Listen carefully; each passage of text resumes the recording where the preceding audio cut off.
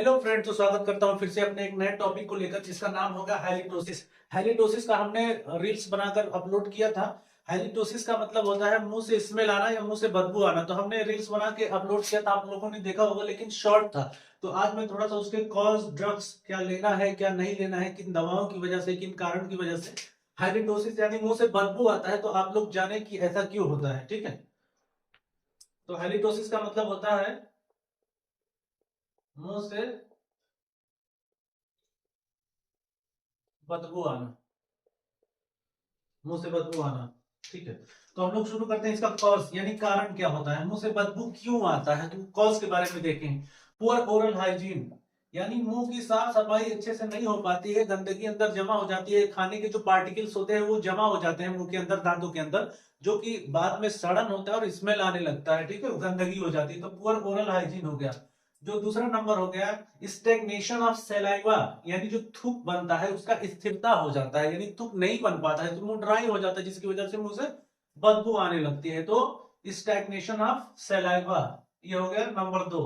Number 3 पर आते हैं, खाने के टुकड़े फंस जाते हैं दांतों के अंदर। ठीक है, दांतों के अंदर खाया पिया कुछ टुकड़ा फंस गया, पूरा रात वो फंसा रहा तो पूरा मुंह में बदबू करता है, सड़न होने लगता है, जो फूड पार्टिकल जो दांतों में फंस जाते हैं। चौथा नंबर हो गया एक्सेसिव स्मोकिंग, बहुत ज्यादा जो बीड़ी सिगरेट पीते हैं तो धुएं की वजह से मुंह में स्मेल आने लगता है, मुंह से बदबू आने लगती है। तो ये हो गया फोर्थ नंबर। पांचवा नंबर हो गया कोटिंग ऑफ टंग, यानी जबान पे देखते होंगे बहुत सारे लोगों के एक सफेद की जैसा परत जमा हो जाती है। ठीक है, तो वो होता क्यों है, फंगस भी हो सकता है, और जो गैस रिफ्लक्स होता है ऊपर की तरफ आता है उसकी वजह से भी हो सकता है। तो किसी कारण की वजह से टंग पे कोटिंग हो जाना यानी सफेदपन हो जाना, जबान में जो कोटेड रहता है उसकी वजह से स्मेल करता है।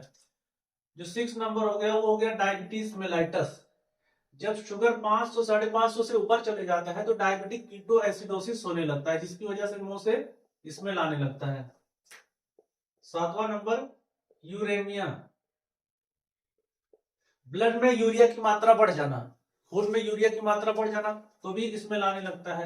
8वां नंबर हो गया हिपैटिक फेल्योर, लीवर फेल हो जाना। जब लीवर फेल हो जाता है तो उसकी वजह से बदबू आने लगता है। ठीक है, 9वां नंबर हो गया सुपरेटिव लंग डिजीज। इसका मतलब ये होता है फेफड़े की कोई भी बीमारी जो कि ट्रेकिया यानी गले की नली से लेकर के ऊपरी हिस्से में कोई इंफेक्शन हो जाना।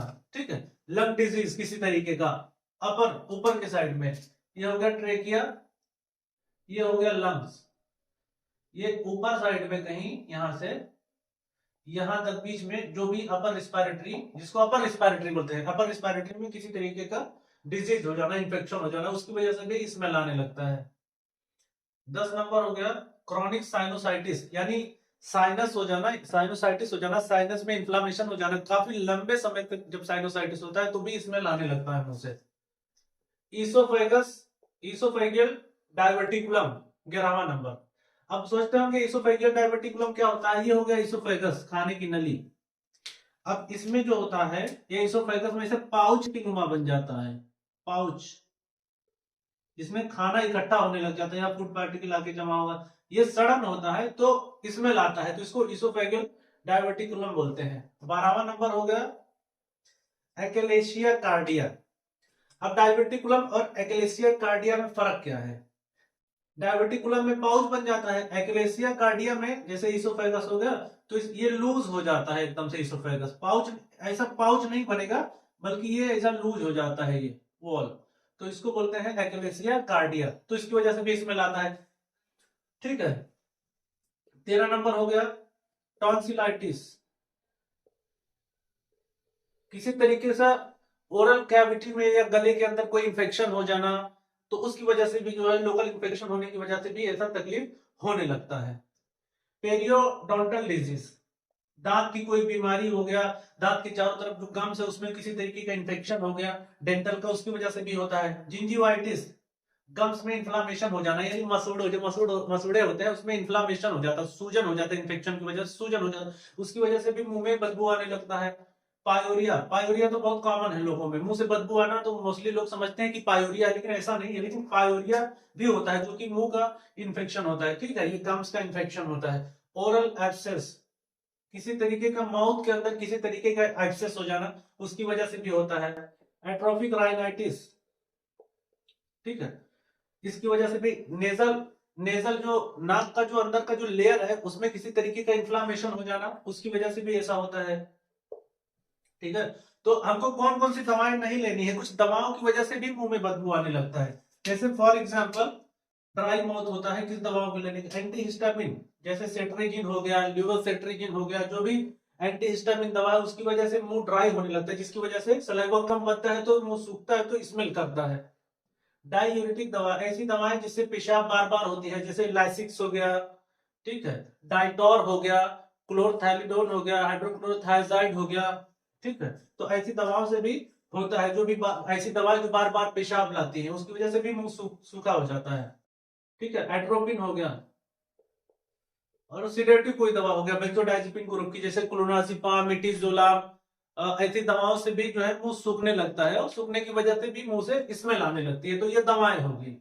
अब हमको क्या क्या अवॉइड करना है, गार्लिक, लहसुन, ऑनियंस, प्याज, कॉफी, अल्कोहल, शराब, स्मोकिंग, इतनी सारी चीजें हमको अवॉइड करनी है। इन चीजों की वजह से भी हो सकता है, garlic, onions, coffee, alcohol and smoking. ठीक है, तो अब ट्रीटमेंट में क्या लेना है। अगर पेशेंट आपके पास आया, आप जनरल प्रैक्टिशनर है, तो आपको बहुत ज्यादा कुछ तो डायग्नोसिस नहीं कर पाएंगे, क्योंकि उसमें लंग्स भी आता है, ठीक है, उसमें ओरल कैविटी भी आती है, तो उसमें अगर सुपर स्पेशलिस्ट डॉक्टर लगेगा तो ENT लगेगा, आपको डेंटिस्ट लगेगा, आपको लंग्स का डॉक्टर लगेगा, ठीक है, तो पल्मोनोलॉजिस्ट, तो आप कितने डॉक्टर को, तो आपके पास पेशेंट आया, आप एग्जामिन किए, लोकल एग्जामिनेशन दिए, मुंह खोल के टॉन्सिल वगैरह सब देखा, दांत वगैरह सब चेक किया, गम्स वगैरह सब देखा, अगर आपको कुछ भी नहीं समझ में आ रहा है, ट्रीटमेंट क्या करना है हमको, हेक्सिडीन, बीटाडीन का गार्गल आता है, गार्गल क्लोरहेक्सिडीन के नाम से, वो गार्गल करवाना है, गलाना थोड़ा सा 5-10 ml लेना है,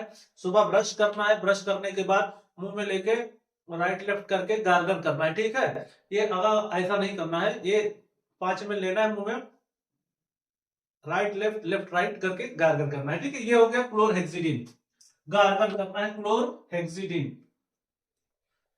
और दूसरा हमको क्या करना है, ऑगमेंटिन लेना है, ऑगमेंटिन 625 क्लेवम के नाम से भी आता है, मॉक्सिकाइंड सीवी के नाम से भी आता है, 625 हमको ये यूज करना है, BD देना है सुबह शाम। और हमको मेट्रोनिडाजोल लेना है 400 mg, ये भी सुबह शाम देना है। हमको कोई गैस की दवा लेनी है, एंटासिड, उसको भी देना है सुबह शाम, OTPD जो भी गैस की दवा हमको साथ में रखना है, ठीक है। और अगर गम्स यानी मसूड़े में स्वेलिंग है तो हमको कोई भी SP, सेराइटोपेप्टाइडेज या काइमोरल एसिक्लोपैरा काइमोरल फॉर एग्जांपल 0 SP, या काइमोट्रिप्सिन में लेना है तो नाइडेज यूज करना है, ठीक है, BD। ये 7 to 10 डेज लेंगे, इंशाल्लाह फिनिश हो जाएगा इतने में, ठीक है। अगर कोई भी सिस्टमिक या लूज रहेगा, उसके बाद भी अगर ट्रीटमेंट देने के बाद भी स्मेल नहीं जा रहा है, ठीक है, तो कभी कभी होता क्या है, एक साइकोलॉजिकल भी रहता है। अगर नॉर्मल कंडीशन आपको मिलता है तो एक साइकोलॉजिकल साइकोटिक कंडीशन में भी ऐसा होता है कि जो है हाइलिटोफोबिया, यानी कुछ भी बीमारी नहीं है फिर भी एक शक लगा रहता है कि मुंह से स्मेल आता है, तो ऐसे कंडीशन में आपको साइकेट्रिस्ट के पास रिफर करना होगा। और ये ट्रीटमेंट देने के बाद अगर आपको समझ में नहीं आ रहा है, नहीं सही हो रहा है पेशेंट को, तो आपको किसी फिजिशियन के पास, आपको जनरल प्रैक्टिस से हटके आपको रिफर करना होगा, या डेंटिस्ट के पास, जो भी आपको लग रहा हो कि प्रॉपर रीजन क्या हो सकते हैं डायग्नोसिस निकालने के बाद। तो प्लीज प्लीज प्लीज प्लीज आप लोग मेरे चैनल को सब्सक्राइब करें, Dr.Malik123 पर प्लीज सब्सक्राइब करें, आपका सपोर्ट मिलेगा तभी मैं अच्छे से अच्छा वीडियो आपको दे सकूंगा। और वीडियो बनाने में काफी रेफरेंस लेना पड़ता है बहुत सारी बुक का, तो मुझे थोड़ा टाइम लगता है। आप लोग सब्सक्राइब करेंगे तो मैं वीडियोस आप लोगों को अपलोड करते रहूंगा, आप लोग समझ सकेंगे और पढ़ सकेंगे और अपनी बीमारी को समझ सकेंगे। धन्यवाद।